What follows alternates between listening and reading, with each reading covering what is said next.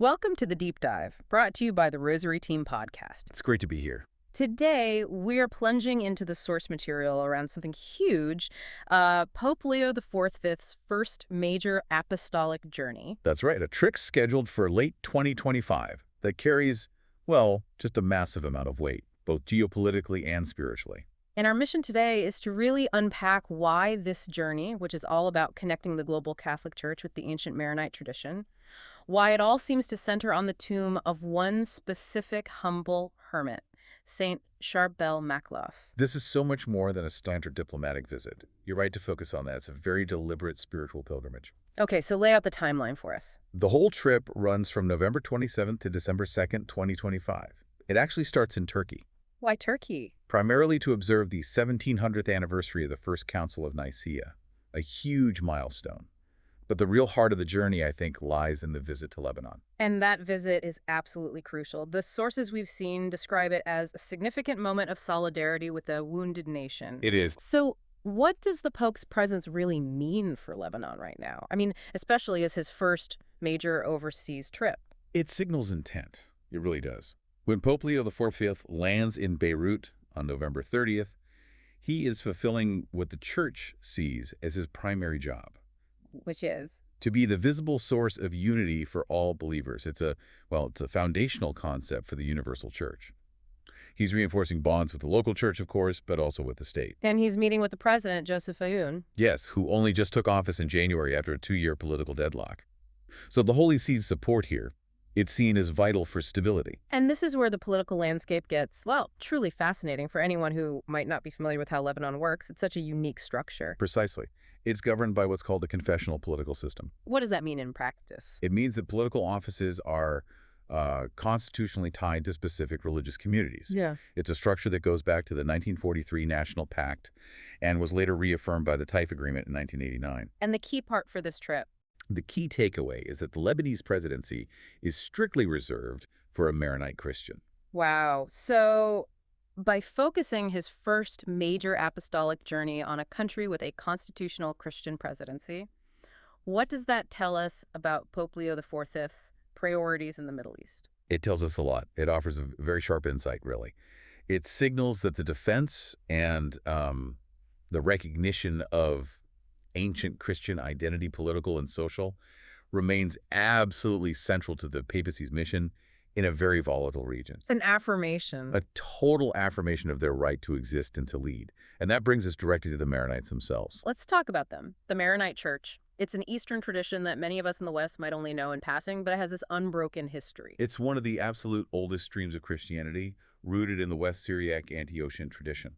And their defining characteristic is an unbroken communion with Rome since the 4th century. They have never had a schism. That's incredible. It is, and this heritage is so profoundly present in their Mass. When you attend a Maronite liturgy, you will hear some prayers spoken in Syriac Aramaic. The actual language of Christ. The language Christ himself spoke.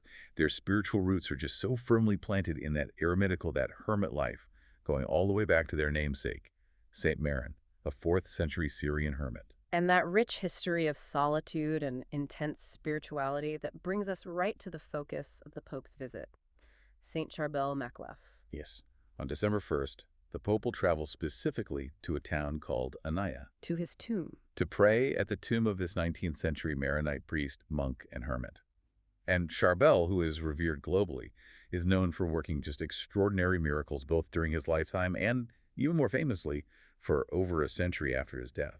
We hear the term hermit, but I think for us in the modern world, it's hard to grasp the sheer scale of that kind of detachment. What defined his life? What was the psychological cost of that discipline? The cost was immense. It demanded total renunciation. He was born Yusuf Makhlouf in 1828, and he entered the monastery at 23, taking the name Charbel. And after that? After 16 years as a monk, he got permission to withdraw to the hermitage of Saints Peter and Paul in Anaya, where he then lived in almost complete solitude for 23 years. 23 years. Almost total solitude. There's that famous, almost heartbreaking story that illustrates this, the one with his mother. It is the absolute pinnacle of his detachment. When his mother visited him at the monastery, he actually refused to look upon her face. I can't imagine that. It was a conscious, painful choice to direct his heart entirely to the things of heaven. He believed that even the most sacred earthly bonds would distract from, the divine spouse. It wasn't a rejection of love, It was a rerouting of it. a radical rerouting of love entirely towards God. That level of discipline just seems impossible without some kind of divine validation. And there was a sign, wasn't there, early on? Absolutely. A beautiful sign of divine providence, recorded by the monks. Before he was even allowed into the hermitage, a worker accidentally filled Charbel's oil lamp with water instead of oil. With water. With water. Yet when night came, the lamp burned brightly. This was the sign his superiors needed. They concluded that heaven itself endorsed his austere path. So the miraculous was just normal for him. It was simply the reality of his life, a reality that only intensified after his death, which brings us to the incredible post-mortem phenomena that made him a global figure. Right. So he dies on Christmas Eve, 1898. Yes, after suffering a stroke while celebrating the Divine Liturgy. His final words, though they were unfinished, were the prayer, "Father of truth, behold your Son." And then after his burial, The wondrous phenomenon, as it's called, began almost immediately. the sacred liquid. Yes. For 65 years, his body exuded a fragrant, blood-tinged liquid.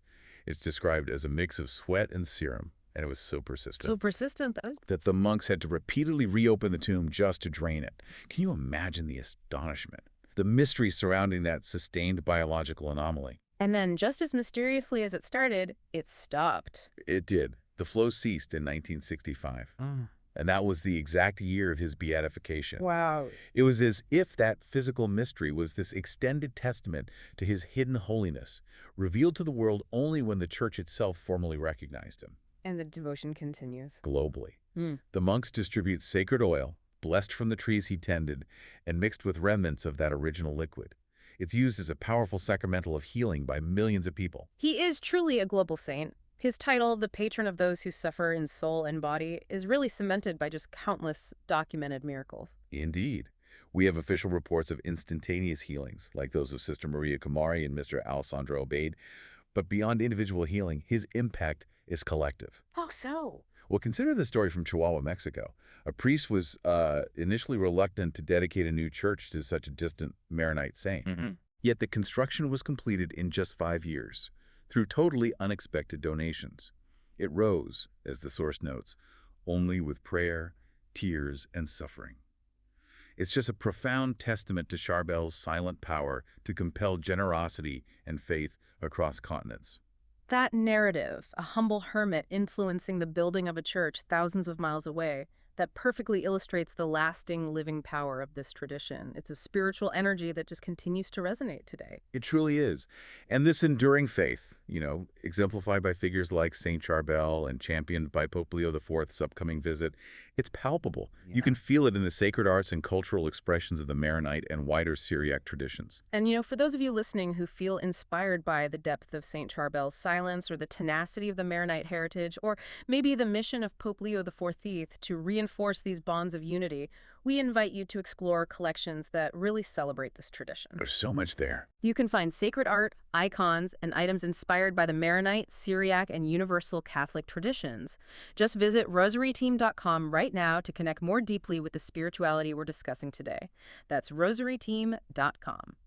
If we shift back to the core lesson of Saint Charbel's life, beyond the miraculous, beyond the healing oil, there's a really immediate critical lesson for us modern listeners, especially with the constant noise and distraction we all face. What stands out to you as the biggest takeaway from his 23 years of radical quiet? The lesson is the radical necessity of silence. Charbel is just this timeless reminder that the greatest spiritual transformation often begins not in, public acts or political statements, but in deep quietude. So solitude isn't isolation. Not at all. His life confirms that solitude is an active, sacred encounter with God. It's the space where human weakness is quietly transformed into divine strength. His whole life encourages the entire Church to embrace this daily interior silence. And while Saint Charbel is obviously the focal point of the Pope's pilgrimage, he's clearly one star in a much larger constellation of Maronite holiness. Absolutely. The spiritual kinship within the Maronite tradition is immense. You have to recognize figures like Patriarch Esteban El Douahi. Was he? He's revered as the Saint Patriarch and the pillar of the Maronite Church for his historical and spiritual contributions. And very soon, the Church will formally canonize the Masaki brothers Abdelmawadi, Francis, and Raphael. Oh, wow. 3 blessed brothers scheduled to be named saints on October 20, 2024. These figures, all of them, they collectively showcase the extraordinary depth and sacrifice, the enduring faith that Pope Leo XIV is traveling across the world to honor. What a powerful context for this first major journey. So to summarize, Pope Leo XIV's apostolic trip is, on one hand, strategically significant for the Middle East, offering political solidarity, Right. while on the other hand, grounding the entire visit in the ancient, powerful spiritual intercession of Saint Charbel. And the final provocative thought I'd want to leave you with is this. The Pope's deliberate prayer at that tomb underscores Saint Charbel's title as the patron of those who suffer in soul and body. Mm-hmm. So in a world that is just dealing with pervasive anxiety, noise, and hardship, the leader of the Universal Church is seeking global intercession through the silent power of a hermit. So you should ask yourself, where in your own loud life can you invite that profound, transformative silence that unlocks divine strength? A truly powerful image to reflect on as you go about your day.